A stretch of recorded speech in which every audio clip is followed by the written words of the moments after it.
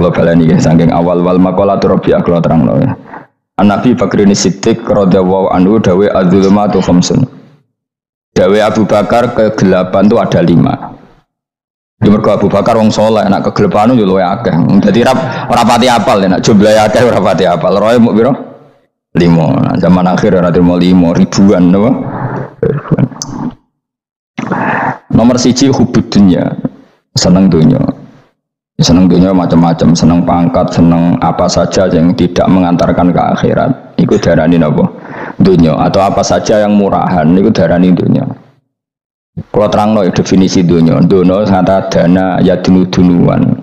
Ana sing ulama nasrib sangka dania terus ditakhfif hamzah dadi daniah terus ditakhfif hamzah dadi ya daniyah terus mengikuti wazan fu'la jadi dunya. Jadi anggar barang sing hina itu jenenge apa? Dunya. Atau barang sing dekat itu jenenge dunya. Mergo maknane dunya wis saiki, dana iku maknane dekat. Akhirat nanti. Srungokno wae kok kowe suwe-suwe paham. Sehingga sesuatu yang tidak murahan kayak sujud, kayak sedekah, kayak ngaji itu ora dunya. Ini kesaksian akhirat. Sehingga ketika Ibnu Khaldun itu Allah itu ngeritik dunia ya yang perlu dikritik. Bahkan kadang akhirat pun dikritik pangeran, swarga pun kadang dikritik pangeran. Nak waya perlu dikritik karena ada konteksnya. Ada apa? Konteksnya. Misalnya begini. Saya punya kitab namanya Khilyatul Auliya atau Baqatul Asfiya. Saya sampai sekarang belajar kitab itu terus. Ini sekitar 14 jilid. Ini kitab indukan Ihya. Saya berkali-kali ngomong di mana-mana. Imam Ghazali dalam hal mana Kibul Akhyar, sejarah orang-orang pilihan itu nginduk kitab nama Khilyatul Auliya itu 14 jilid. Dalam ilmu tasawuf beliau nginduk kitab jenis Qutil Qulub, ini karangan Abu Thalib Al-Makki. Dalam fikih tentu beliau nginduk gurunya Imam Haromen. Dan memang kitab itu harus nginduk, kalau tidak namanya mukhtarik, bikin-bikin. Memang syaratnya ulama harus muttabi, dia hanya pengikut, tidak boleh apa kreasi. Kalau kreasi namanya bid'ah, nama bid'ah. Kalau terang, di situ ada cerita ada seorang sufi bodoh ngeritik dunia tak ngamal. Dunia itu seronok bener, dunia itu nggon batang, dunia itu jifah batang. Sing berebut batang ya siap-siap rebutan be asu, pokoknya ngomongnya sudah dinding. Sayyidina Umar itu agak tersinggung dengan makalahnya orang sufi yang bodoh ini. Ya rata-rata orang sufi memang bodoh. Wali gelem ngaji fikih. Setelah ngomong ngalor ngidul dunia gue swelek terus dekne biasa lah wong sufi terus milih dhewean terus orang lakoni popo, ngerti-ngerti lesu, pemangan wae lesu, orang sufi kan gitu. Singkat cerita terus Umar agak marah tapi beliau masih bisa mengendalikan diri terus kata beliau, "Sal sayyidah." Sal hada sayyid. Kamu tanya hada sayyid, maksudnya sayyid dalam bahasa dulu itu ya orang terhormat. Dalam bahasa zaman era itu maknanya sayyid itu masih apa? Sadat maksudnya bukan habib, bukan. Kalau dalam bahasa Arab dulu itu memang kalau habib itu dzurriyyah Nabi, kalau sayyid sadat itu sufia itu belum pasti maknanya apa? Habib ya, tokoh-tokoh yang diikuti dalam apa? Makalahnya, dalam apa? Makalahnya. Terus kata Ubay bin Ka'ab, dan ini menurut saya benar sekali, dan kamu harus mengikuti Ubay bin Ka'ab. Dia adalah termasuk 6 sahabat yang dipuji Nabi min ahlil Quran, apa? Yang dipuji Nabi min ahlil apa? Quran. Kata Ubay bin Ka'ab, lalu Anda masuk surga karena apa? Lalu Anda masuk neraka karena apa? Lalu Anda dapat ridho Allah karena apa? Kamu itu bisa masuk surga lihadidar karena kenangan di rumah ini, maksudnya karena dunia ini, karena sujud kamu, karena kebaikan kamu. Itu di mana? Allah mereferensi amal kamu ya di dunia ini. Kamu masuk surga karena sujud kamu di dunia ini, nanti masuk neraka karena keangkuhan kamu di dunia ini. Fahadi dunya mi'yar, dunia ini adalah takaran. Semua referensi Tuhan tentang akhirat itu merujuk kelakuan kita apa? Di dunia. Sehingga kalau kamu masuk surga selamanya lama, itu ya karena kebaikan kamu di dunia. Maka jangan kritik dunia ini, karena dunia itu mahalu sujudika, mahalu ruku'ika, mahalu pokoknya dia marah-marah. Sehingga semenjak itu kata Ibnu Khaldun, orang tahu dunia yang dikritik adalah dari madatul kalimah dani'ah, suatu yang murahan, apa? Yang murahan. Sehingga kalau misalnya orientasinya itu kebesaran besaran li'ilai kalimatillah, maka itu tidak termasuk dunia. Dan yang suasananya akhirat tapi motifnya adalah kasal, kemalasan, itu yang benar-benar dunia. Makanya Imam Syafi'i sering kritik tasawuf itu sampai usisati tasawuf alal kasal. Ilmu tasawuf itu basisnya itu karena pemalas. Karena tadi misalnya begini, ini contoh paling gampang. Zaid itu di daerah pinggiran di mana Islam itu minoritas. Terus dia ingin kaya raya supaya bisa bikin masjid atau bikin komunitas Islam, atau dia ingin jabat jadi lurah supaya nggak ada pelarangan orang sholat karena dia yang punya otoritas bikin aturan, atau kalau mungkin skup lebih besar dia ingin jadi bupati supaya daerah situ familiar dengan Islam karena pejabatnya Muslim. Itu tidak dunia karena semua orientasinya untuk mengawal sujud, mengawal kebenaran. Tapi kalau kamu di daerah pinggiran, kemudian milih DWA, kabeh kersane pangeran, sidik-sidik kersane pangeran, terus kamu meninggalkan aktivitas dakwah, itu yang dunia, karena motivasi kamu adalah al-kasal, males dari mewarnai buminya Allah ini dengan sujud. Ini yang banyak orang sufi salah paham. Makanya orang sufi harus ngaji fikih.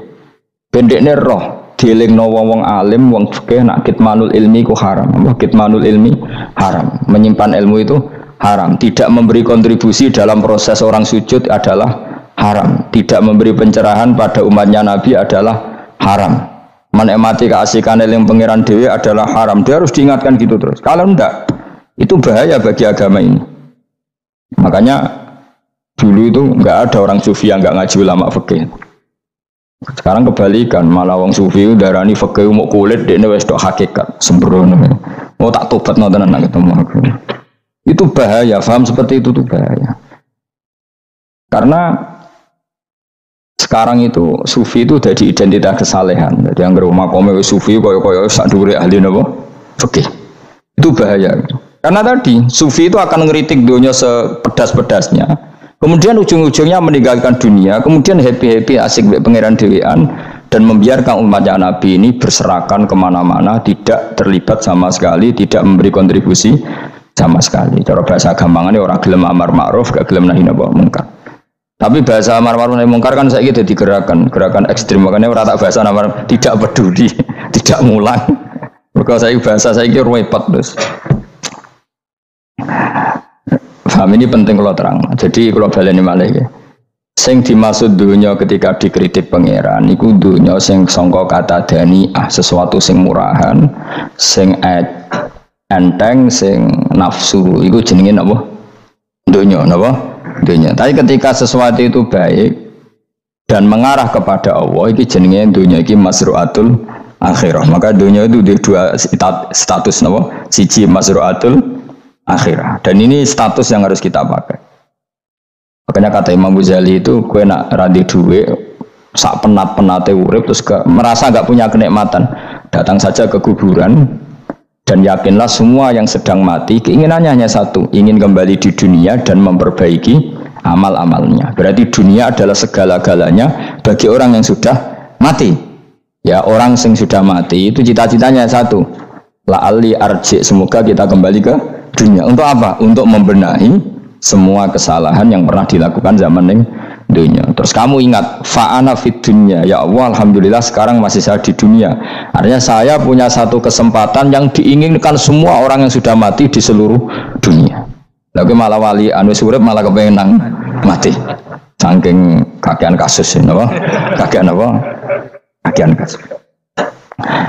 Makanya di sini sirinya para rasul, para nabi itu sering donga, Allahumma tawil umrona, sehingga banyak orang soleh mendoa supaya panjang apa?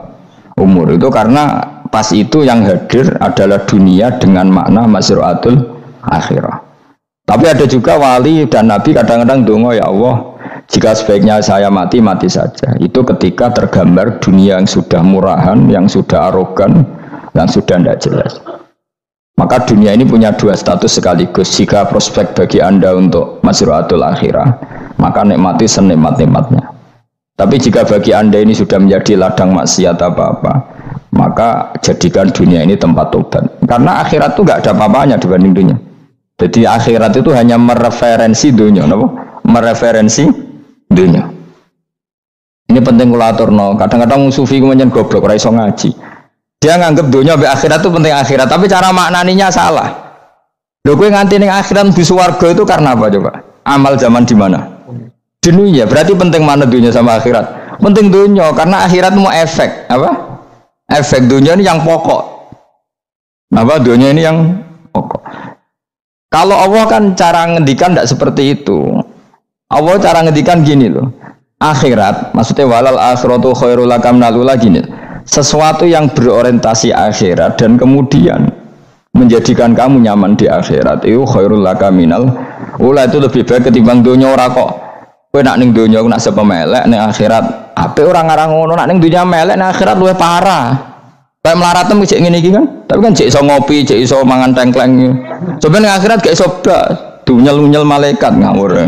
Gayamu bareng melarat iso ning dunya lara lah nek akhirat penak. Aku yakin ora luwih lara, tak jamin. Ngeraine kan ketara nak ngono. Keliru omongan aku ning dunya lara lah sementing nek akhirat penak itu ndak bisa. Kowe nyifati dunya nggon lara iku serapati ridho mbek pangeran. Berarti ketika iso ngopi ra syukur, ketika iso mangan ra syukur, anane nyifati dunya lara. Berarti rapati ridho mbek pangeran. Malah dibles-blesno sebenarnya. Pemenang nak pengurus akhiratnya aku tak tekek. Mak kula mbok pengurus mbok ora sebenarnya. Tapi gak ada rencana daftar jadi panitia apa? Akhirat. Tapi kira tak syafaat dia ambiarno karena